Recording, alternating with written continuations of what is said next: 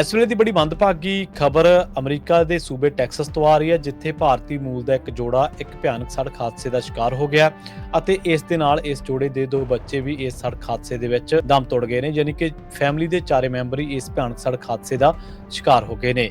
ਪਤਾ ਲੱਗਿਆ ਕਿ ਹੈਦਰਾਬਾਦ ਦੇ ਨਾਲ ਸੰਬੰਧਿਤ ਪਰਿਵਾਰ ਦੇ 4 ਜੀਆਂ ਦੀ ਮੌਤ ਹੋਈ ਹੈ ਤੇ ਇਹਨਾਂ ਦੀ ਸ਼ਨਾਖਤ ਤੇਜਸਵਨੀ ਤੇ ਸ਼੍ਰੀ ਵੈਂਕ ਦੇ ਰੂਪ ਦੇ ਵਿੱਚ ਹੋਈ ਹੈ ਤੇ ਉਹਨਾਂ ਦੇ 2 ਬੱਚੇ ਵੀ ਜਿਹੜੇ ਇਸ ਹਾਦਸੇ ਦੇ ਵਿੱਚ ਸ਼ਾਮਲ ਸਨ। ਇਹ ਪਤਾ ਲੱਗਿਆ ਵੀ ਜਦੋਂ ਉਹ ਡੈਲਸ ਦੇ ਵਿੱਚ ਜਾ ਰਹੇ ਸਨ ਇਹ ਪਰਿਵਾਰ ਛੁੱਟੀਆਂ ਮਨਾਉਣ ਦੇ ਲਈ, ਤਾਂ ਉੱਥੇ ਇੱਕ ਟਰੱਕ ਨੇ ਇਹਨਾਂ ਦੀ ਗੱਡੀ ਨੂੰ ਟੱਕਰ ਮਾਰ ਦਿੱਤੀ ਸੀ, ਜਿਸ ਤੋਂ ਬਾਅਦ ਕਾਰ ਨੂੰ ਅੱਗ ਲੱਗ ਗਈ ਸੀ ਇੱਕਦਮ ਹੀ।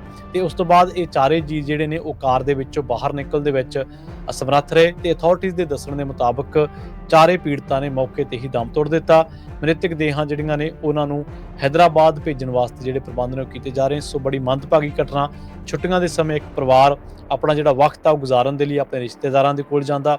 ਰਿਸ਼ਤੇਦਾਰਾਂ ਦੇ ਕੋਲ ਜਾਣ ਸਮੇਂ ਜਦੋਂ ਉਹ ਡੈਲਸ ਦੇ ਵਿੱਚ ਉਹ ਛੁੱਟੀਆਂ ਮਨਾਉਂਦੇ ਨੇ ਤੇ ਉਸ ਤੋਂ ਬਾਅਦ ਇਹ ਪਰਿਵਾਰ ਦੇ 4 ਜੀ ਜਦੋਂ ਖੁਸ਼ੀ-ਖੁਸ਼ੀ ਚਾਈਂ-ਚਾਈਂ ਆਪਣੇ ਘਰ ਨੂੰ ਪਰਤਦੇ ਨੇ ਤਾਂ ਇੱਕ ਟਰੱਕ ਦੇ ਟੱਕਰ ਮਾਰ ਕਰਕੇ ਉਹਨਾਂ ਦੀ ਕਾਰ ਨੂੰ ਅੱਗ ਲੱਗ ਗਈ ਤੇ ਇਸ ਕਰਕੇ ਇਹ ਬਾਹਰ ਨਿਕਲਣ ਦੇ ਵਿੱਚ ਅਸਮਰੱਥ ਰਹੇ, ਨਾਕਾਮਯਾਬ ਰਹੇ, ਜਿਸ ਕਰਕੇ ਇਹਨਾਂ ਦੀ ਮੌਕੇ ਤੇ ਹੀ ਮੌਤ ਹੋ ਗਈ। ਸੋ ਬਹੁਤ ਭਿਆਨਕ ਹਾਦਸਾ ਇਸ ਪਰਿਵਾਰ ਦੇ ਨਾਲ ਵਾਪਰਿਆ, ਜਿਸ ਦੇ ਵਿੱਚ ਪੂਰੇ ਦਾ ਪੂਰਾ ਪਰਿਵਾਰ ਇੱਕ ਹਾਦਸੇ ਦੇ ਵਿੱਚ ਖਤਮ ਹੋ ਗਿਆ।